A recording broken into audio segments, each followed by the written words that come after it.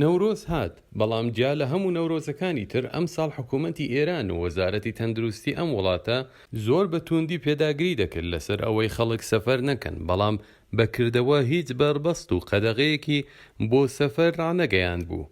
تا ئێستاش ڕای نەگەیاندوە و تەنیا هۆشدار دەدات و ڕێنەمای خەڵک دەکات.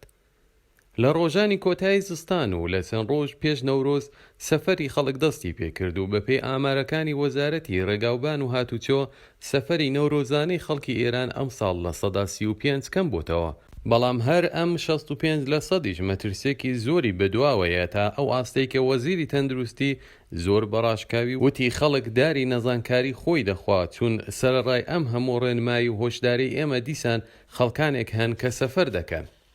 لە دەواازەی شارەکانی قۆم و ئەسفەهان و شیراز قەرەباڵغێکی زۆر بە بۆنەی سەیارەی مسافیران دەدیترات تا ئەو ئاستەی کە هێندێ لە شارەکان سربەخۆ بڕیاری داخستنی دەواازەی شارەکانیاندا.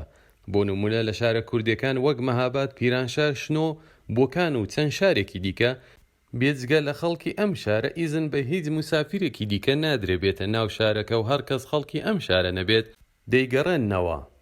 سەرباقی کێشەی کۆڕۆنا ماوەی چەند ڕۆژێکە بەهۆی بارانبارینی زۆر لە ئێران لە 11 پارێزگای ئەم وڵاتە لە ئەفاو هەستاوە و تا ئێستا 12 کەس گیانیان لەدەستداوە. ئەمەش بۆتە کێشەیەک لە ناو کێشەکانی تری ئێران.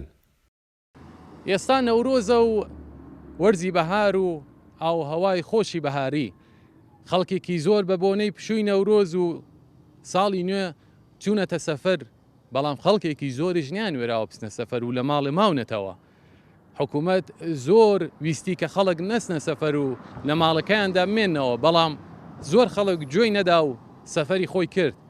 ئێستا دەبێت چاوەڕوان بین بزانین دوای وەی کە پشووی نەورۆز تەواو دەبێت خەڵک دێنەوە ماڵەکەی خۆیان، ئامارەکانی توشبووان و کەسانێک کە گیان لەدەستدەدەن بەهۆی ڤایرۆسی کۆڕۆناوە چەندە زیادی کردووە. ئاکۆ شەمسەدینی، گەلی کوردستان، تاران.